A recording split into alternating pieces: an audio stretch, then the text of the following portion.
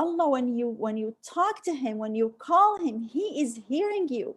Yeah. When you are experiencing something, when things go like not as you are planning, he knows. When you are facing difficulties, he's seeing them.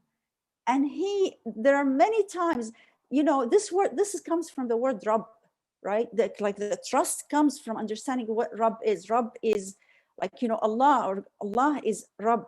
He's my Rabb, your Rabb, and he's the Rabb of everything that's created. So what do we mean by that? What does Rabb mean? He created, he owns, he knows, he restores, he takes care of you, he nourishes you, everything. So sometimes, yeah, things don't go as is. Maybe you call and he doesn't answer right away. That's part of his plan for you. Yeah. Like, again, I know we know all of this, but just like Right. let it be in. Like you gotta So, get, yeah. so my question is then, because, I listen to this and I hear you and I feel it, right? And I'm like, yeah, that's right, that's right. But then I'm like, well, what the heck is our problem? That we don't really trust Allah. Like, what Yeah, is that, like, we need to, and we say this over and over again, but then yeah, why don't we? What's our yeah. problem? Well, I mean, if you think about it, just look in general. I think to understand this, just look, generally speaking, with people. Who would you trust? Would you trust somebody who's just like you just saw the first time? You Yeah. wouldn't trust a stranger. You wouldn't trust Mhm. that one. Right? Who would you trust? You would trust someone who you knew Yeah. about, like your mom, your friend, your somebody who, or maybe a leader, somebody who I can trust this person because you know that person. So our major thing is that we don't know who Allah is. Yeah. We don't know who God is. We just like have kinds of ideas and thoughts about whatever has been in the background, but we didn't really understand who He is. And the second thing is that we didn't experience that. Yeah. I mean, even that stranger who the first time you saw, and all of us have seen something like that.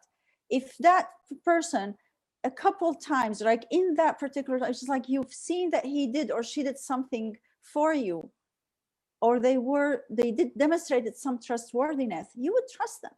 You Yeah. start developing that trust, at least an initial, and you know what I mean. So that's what's missing for us. It's not something that you get, it's something that you build. It's Yeah. not like you're not going to be just like, okay, I trust God or I don't trust God. No, it's like you Great. build it in the Quran, and just learning about trust, learning about Allah, how He encounters with people, what He did with other people, will give you an understanding of who He is. But that's the foundation. That's the first part, which we talked about in the beginning when we started. Like, this is what everybody does. Now comes your turn. So listen to these, understand these, study the Quran, learn all of this. But now then comes your personal part, Yeah. your Musa's story, your version of it.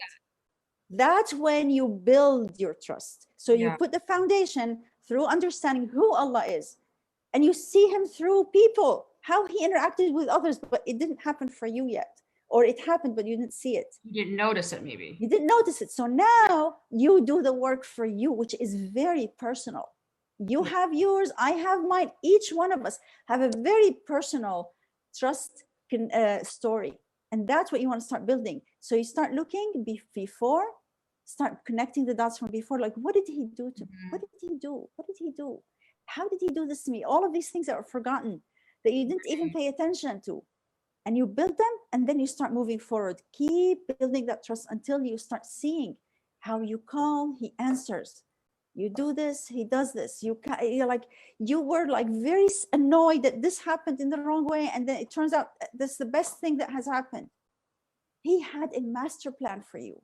Yeah. He got you. You failed, you fell, you did whatever you did, you made mistakes. He made something kind of like tougher for you to get you out of this mistake, or to kind of like bring you back.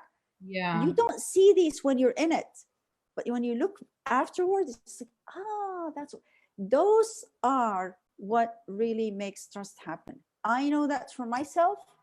It just like, for me, it was like, yeah, great, beautiful, trust Allah, until I got into the crux of it, until I got like into point where I had nothing to do except to turn to Allah.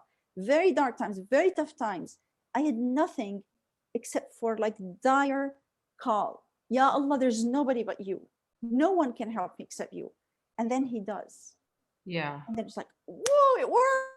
Exactly. And I feel like, you know, all of us go through dark moments in our lives. That's life, Exactly. right? It's just the constant up and down of, and then there's just some dark moments. And we do have those cries of help and that those prayers of those desperate prayers.